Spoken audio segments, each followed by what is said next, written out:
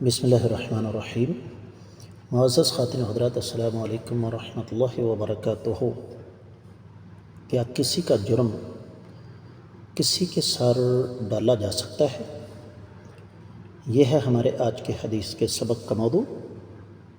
مشکوٰۃ المصابیح کتاب القصاص 3471ویں حدیث کتاب میں اور 26ویں ہے باب میں۔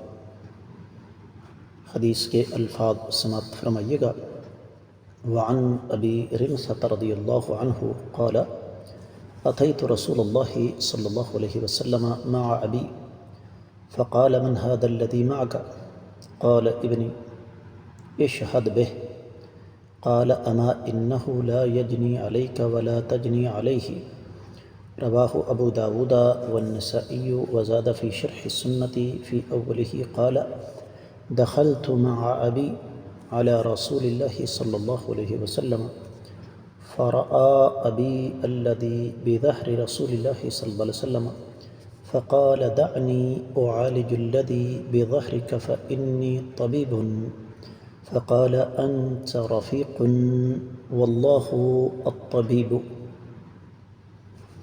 معزز خواتین حضرات، جیسے آپ نے سماعت فرمایا، یہ روایت سنن ابی داؤد، سنن نسائی وغیرہ میں ہے۔ تفصیلی حوالہ آپ کی خدمت میں رکھ رہا ہوں۔ سنن ابی داؤد کتاب الدیات، دوسرا باب ہے کسی سے اس کے بھائی اور باپ کے جرم کا بدلہ نہ لیا جائے، 4495ویں حدیث۔ سنن نسائی میں 4836ویں ہے، اور یہ حدیث سند کے اعتبار سے الحمدللہ ثم الحمدللہ بالکل صحیح ہے۔ محدث العصر شیخ البانی رحمہ اللہ اور شیخ زبیر علیزئی رحمہ اللہ اس کو صحیح قرار دیتے ہیں۔ آئیے حدیث کے ترجمے کی طرف پڑھتے ہیں۔ بڑی دلچسپ حدیث ہے۔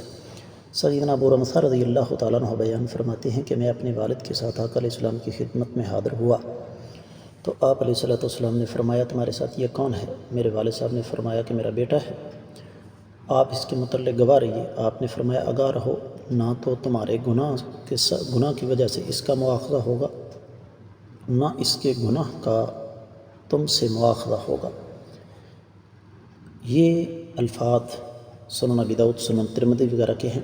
شرح السنہ میں اس حدیث کی ابتدا میں الفاظ یہ ہیں کہ میں اپنے والد کے ساتھ آقا علیہ السلام کی خدمت میں حاضر ہوا تو میرے والد نے آقا علیہ السلام کی پشت پر جو مہر نبوت تھی وہ دیکھ لی تو فرمایا مجھے اجازت دیں میں اس کا علاج کرتا ہوں جو آپ کی پشت پر ہے، کیونکہ میں طبیب ہوں۔